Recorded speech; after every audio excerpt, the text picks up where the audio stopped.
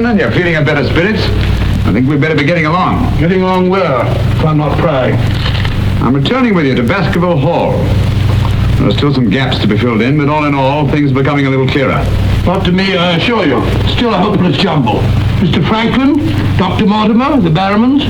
Put it all together, and what have you got? Murder, my dear Watson. Refined, cold-blooded murder. Murder? There's no doubt about it in my mind. Or perhaps I should say in my imagination, for that's where crimes are conceived and where they're solved. In the imagination. But there's been no murder. Unless you mean Sir Charles. And the facts clearly indicated that he died from heart failure. That's why so many murders remain unsolved, Watson. People will stick to facts, even though they prove nothing. Now, if we go beyond facts, use our imagination as the criminal does. Imagine what might have happened and act upon it. As I've been trying to do in this case, we usually find ourselves justified. Then you know? Another day to it the most, and I will know. My one fear is that the murderer will strike before we're ready. In that case... What's that? Where's it coming from? There. No, there. The Hound! Come on, Watson, quick!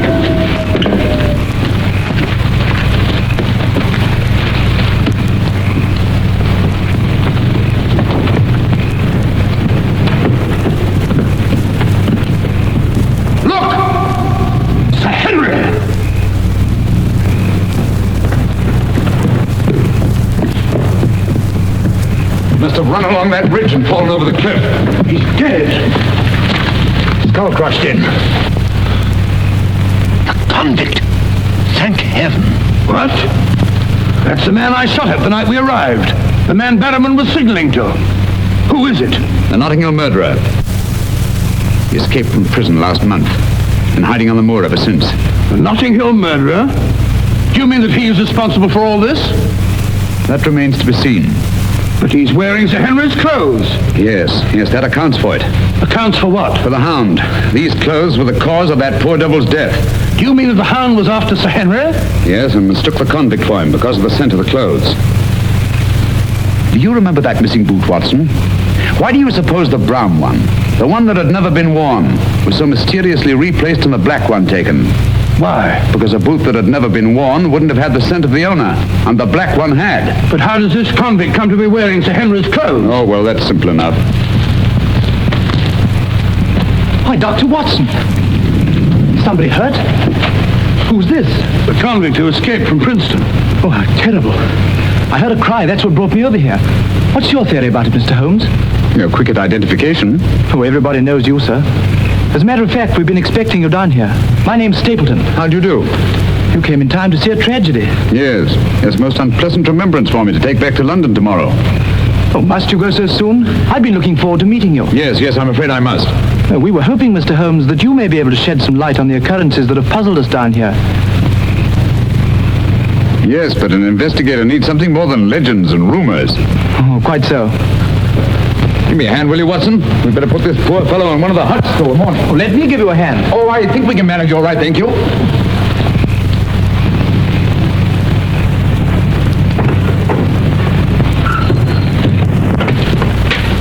Where's Sir Henry Barrowman? In the library, sir. Now, Barrowman, if your wife's still up, will you tell her Mr. Sherlock Holmes would like a word with her? Sherlock Holmes? Yes. Yes, sir. Thank you.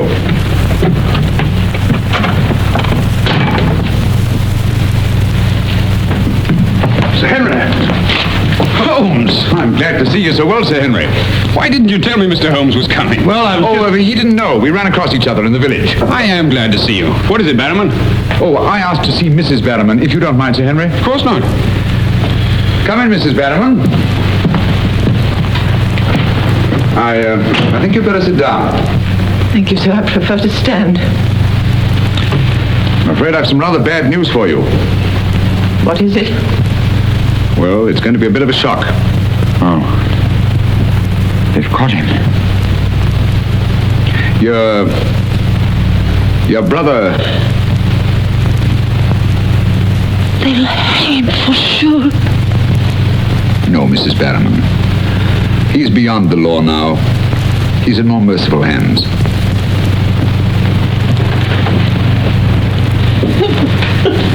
We came upon the poor fellow as we were crossing the moor. He must have missed his footing and fallen over the cliff. No further need, Barrowman, to signal to him from the window or take food out to him or give him Sir Henry's discarded clothes. Oh, Sir Henry. It was all my doing. Barrowman here wanted to tell you all along so as you could notify the police. But he was my kin, my old kin.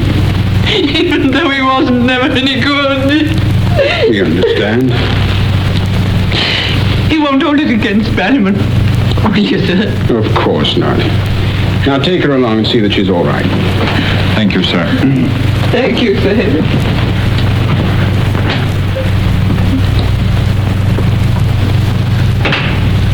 Well, it's nice to get that in cleared up for their sake as well as mine. That clears up everything, I think, Sir Henry. That poor devil must have been completely demented. And that accounts for those dreadful noises that we've been hearing from time to time. Exactly. Your troubles are over, Sir Henry. I really am most grateful, Mr. Holmes. Oh, not at all. I've done little enough. But you can sleep peacefully in your bed now and commence to lead the life of a happy country squire. Well, not for a little bit, I'm afraid. I'm off to Canada again. Canada? Beryl, Miss Stapleton, and I are going to be married. Miss Stapleton. A very charming young lady. Congratulations. Everything's arranged. Her brother's giving us a farewell party tomorrow night. We'll be married in London the following day, and then off for a honeymoon to Canada. My congratulations too, Sir Henry. Thanks. What luck you're here. You and Dr. Watson will be with us tomorrow night. No, I'm sorry. I'm afraid I can't. I must hurry back to London, and so should you too, Watson. We'll have to report to the police here about that convict in the morning, but there's a train leaving early in the afternoon. Oh, what a pity. Beryl will be dreadfully disappointed. Now, we'll remedy that when you come up to London. You must dine with us before you sail. Well, there's the old boy himself, Sir Hugo. Hugo, the beast of the Baskervilles. Not a bad bit of brushwork by Ransom, one of the minor painters. Oh, I don't imagine it's very valuable. I can't quite agree with you, Sir Henry. One day it might prove to be of the greatest value. Well, we must be going.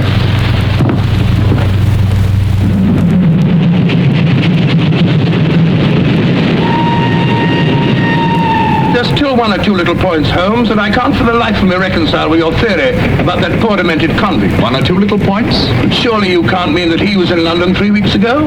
Sent that letter? Stole that boot? Of course not. Then who the devil did? The same person who was responsible for the death of that convict last night and will try again to murder Sir Henry tonight. Tonight? Unless my imagination has run away with itself, and I don't think that it has. Then why are we rushing up to London, leaving Sir Henry entirely unprotected? We're not, my dear Watson. We're just giving the impression of rushing up to London. In a minute and a half, we'll be in Oakhampton. There, we'll catch a train back to Dartmoor. If my surmise is correct, we'll nab our man in the act. But if you know who it is, why all this roundabout rigmarole? Why don't you have him arrested? Because I've no case. Not a shred of evidence that would hold in any court. The only way is to catch him red-handed, to catch him in such a way that there's no escape, no alibi. That means gambling with Sir Henry's life. But you can't... Gambling to save his life. But we've got to take that chance. Otherwise, the shadow of sudden death will be forever hanging over his head, and sooner or later... Here we are, Oakhampton.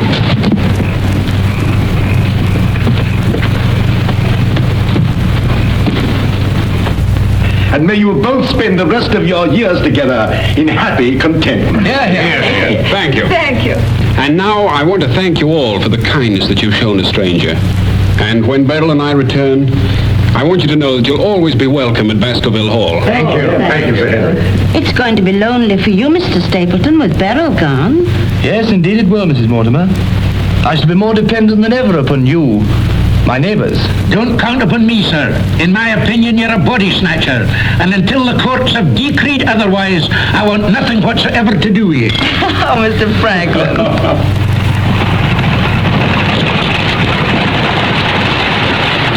I say, driver, can't we go a little faster? I'm doing the best I can, sir.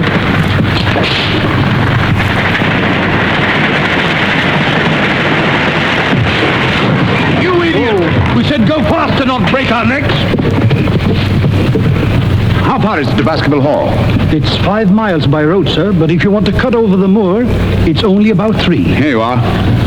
Come on, Watson, quick. Thank you, sir. It's been a wonderful evening, Stapleton. Well, glad you could be with us, Mortimer. Thank you. Take this brooch, my dear, and wear it on your wedding dress. It belonged to my great-grandmother. Something old, something new. You know. Oh, that's so sweet of you, Mrs. Mortimer. Thank you so much. And come back to us soon, both of you. We will. May I offer you a lift, my lad? It's such a beautiful night, Mr. Franklin. I think I'll walk, thank you. Merely a gesture of hospitality. Reject it if you like. Get up there! You're not going to cross the moor alone, Sir Henry. Why not? There's nothing to fear anymore. We can't be sure. Oh, but I have Mr. Sherlock Holmes' own word for it. Come along, James. Good night, Sir Henry. Good night, Mrs. Mortimer. And the best of luck to you both. Thank you.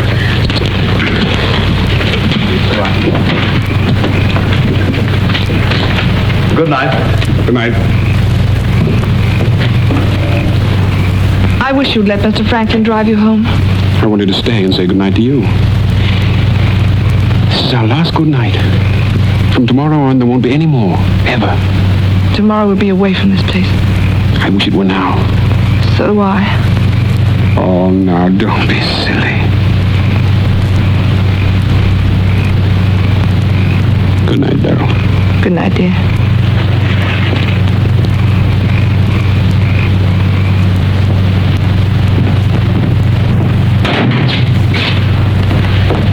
Well, was it a nice party? Wonderful.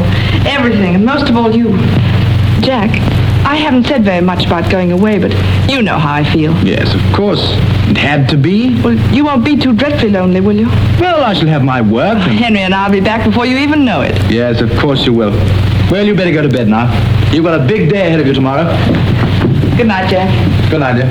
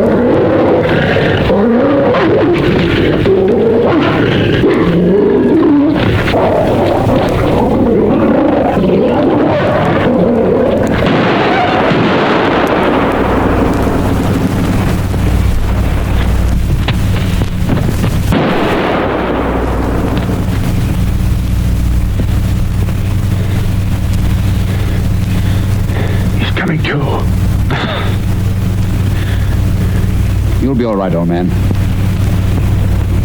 Watson. Yes, soldier. Mr. Holmes? Yes. What was it? We've got to get him home quickly.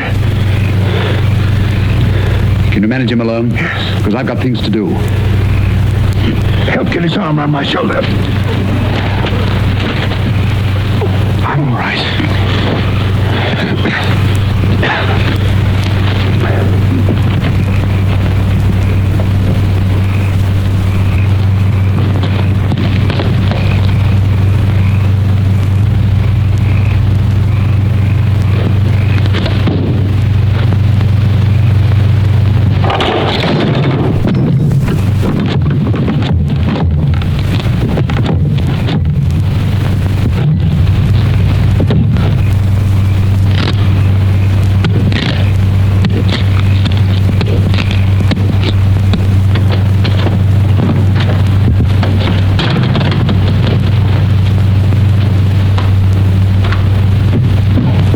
Pretty painful, I know, but it won't take much longer. Go on, it doesn't hurt. Now, Mrs. Bannerman, some gauze, please. I just heard the dreadful news. Thank heavens you're safe. Is he all right? Well, now we know for certain that this is no legend, no myth. There really is a hound. Was a hound? Yes, Mr. Holmes told me. I ran into him across the moor. He asked me to send you to him at once. It's a matter of great importance. He said he'd wait for you at the spot where the beast was killed. I must finish here first. This poor boy's taken a terrific beating. Well, I can carry on for you, Doctor. I'm a bit of a doctor myself, you know. Do you think you could manage? Yes, I'm sure I could. I think you really ought to go, Dr. Watson. Mr. Holmes was most urgent. Oh, really?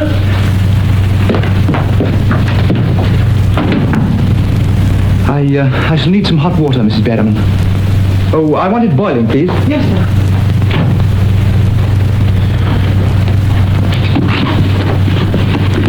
It must have been a terrifying experience, Sir Henry. Terrifying. It was indeed. Yes, I can see you're still weak from loss of blood. I can't say I feel any too well. Here, drink this, Sir Henry. You'll feel much stronger. I'll see to your other bandages after.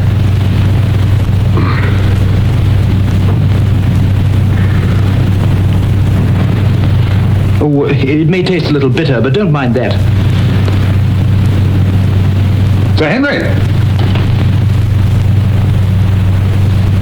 Well, feeling better? Yes, thanks. I say that's uncomfortably close to your eye, isn't it? Another one on this side? Huh? Well.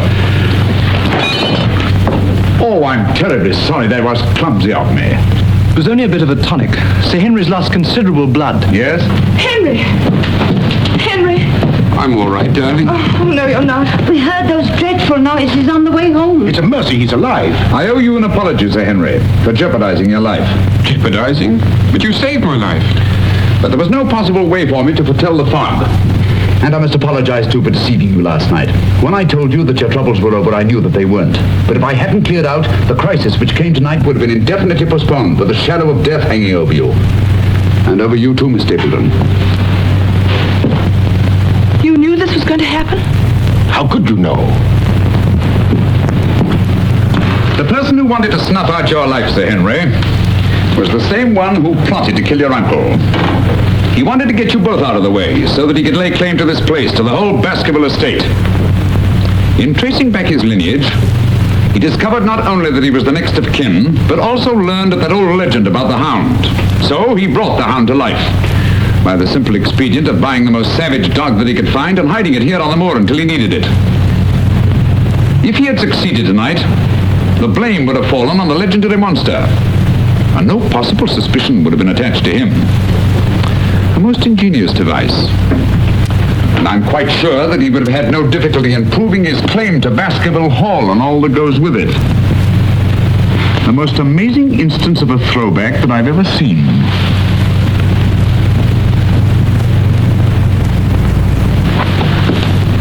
And you can see it yourself. Stapleton! One move and I'll shoot! So stay where you are. You're under arrest, Stapleton. For the murder of Sir Charles Baskerville, the murder of a convict, and the attempted murder of Sir Henry. You can't arrest me, Holmes. Now, one move from any of you and I'll blast you all to kingdom come.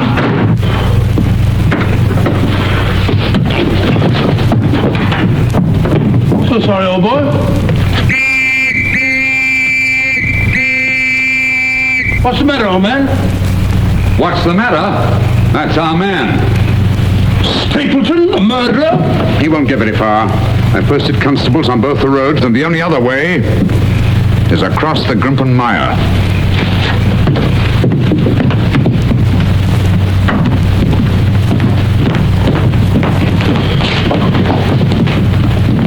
I'm so sorry, Miss Stapleton. I wish I could have spared you this. Well, that officially closes the case, Sir Henry. And a very interesting case for your annals, Watson. An ordinary dog, an ingenious criminal. And a more ingenious detective. I owe you a tremendous debt of gratitude. Oh, we all do, Sir Henry. Mr. Holmes, we've admired you in the past, as does every Englishman. Your record as our greatest detective is known throughout the world. But this, seeing how you work, knowing that there is in England such a man as you, gives us all a sense of safety and security. God bless you, Mr. Holmes. Thank you, Dr. Mortimer. Thank you. And now, if you don't mind, I've had rather a strenuous day. I think I'll turn in. Of course. Good night. Good night. Good night. Good night, Mr. Holmes. Good night. Oh, Watson, the needle.